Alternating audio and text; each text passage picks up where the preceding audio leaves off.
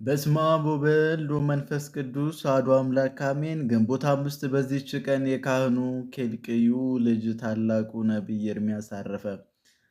ይህም እውነተኛ ነቢይ የሐሞጽ ልጅ የይሁዳ ንጉሥ ኢዮስያስ በነገሰ በ13 ዓመቱ ማስተማር ጀመረ። ከዚያም በይሁዳ ንጉሥ በኢዮስያስ ልጅ በኢዮአቄም ዘመን 11ዱ የሴዴቅያስ ዘመነ መንግስቱ እስኪፈጸም በአምስተኛ ወር ኢየሩሳሌም እስከተማረከችበት ጊዜ ያስተምር ነበር።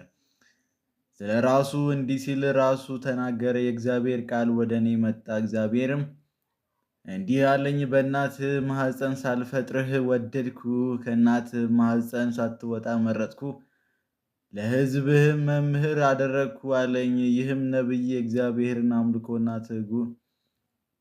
ሕጉን በመተዋቸው እንዲህ ሲል የእስራኤል ልጆች ገሥጻቸው፣ ተጠበቁ፣ ንስሐም ግቡ፣ የእግዚአብሔር ቁጣውን በላያችሁ እንዳይመጣ። ሁለተኛም እንዲህ ብሎ አስረዳቸው፣ ወደ ፈጣሪያችሁ እግዚአብሔር ካልተመለሳችሁ ያለዚያ የከላውዲያውያንን ንጉሥ ናቡከደነፆር በላያችሁ እርሱ ያስነሣዋል፣ ይማርካችኋልም። እንደ ቃሉም ሆነ። ሁለተኛው ሕዝቡ ተማርከው 70 ዘመን እንደሚኖሩ ትንቢት ተናገረ። ደግሞ የክብር ባለቤት ኢየሱስ ክርስቶስ ለኩነት ሥጋ እንደሚመጣና መከራ እንደሚቀበል የአስቆሮቱ ይሁዳም እንደሚሸጠውና 30 ብር እንደሚወስድ ተናገረ።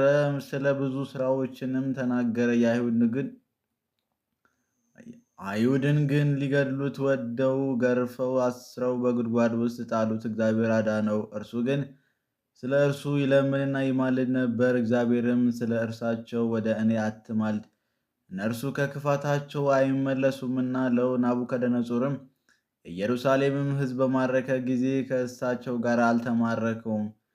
ነገር ግን ከምርኮ የቀሩት ወደ ግብፅ አገር ወሰዱት። የግብፅ ሰዎች ሊያጠፏቸው የነበሩ በግብፅ ወንዞች የሚኖሩ አራዊትን በእርሱ ጸሎት እግዚአብሔርን አጠፋቸው። ከዚያም ወደ ባቢሎን ሀገር ወሰዱት። በዚያም የእስራኤል ልጆች ከምርኮ እስኪመለሱ ትንቢት እየተናገረ ሕዝቡን ሲያስተምር ኖረ። የትንቢቱ ወራትን በተፈጸመ ጊዜ አይሁድ በድንጋዮች ወገሩት፣ ነፍሱንም በእግዚአብሔር እጅ ሰጠ። ለእግዚአብሔር ምስጋና ይሁን፣ እኛንም በነቢዩ ጸሎት ይማረን፣ በረከቱ ከእኛ ጋር ትኑር ለዘላለሙ አሜን። ሰላም ለኤርምያስ መነቢያት አብያን ወልደ ኬልቅዩ ካህን አረፍተ ብርት ተሰመየ ወአምደ ሐጽዮን እስመ ተነበየ በእንተ ክርስቶስ መድኃን እስከ ወገሩ እስራኤል በእብን ዛቀረብኩ ማሊ ተዘክር አላፍ ማለ ተጻመድኩ ዘለፈ ለአነበወ ተወክፈ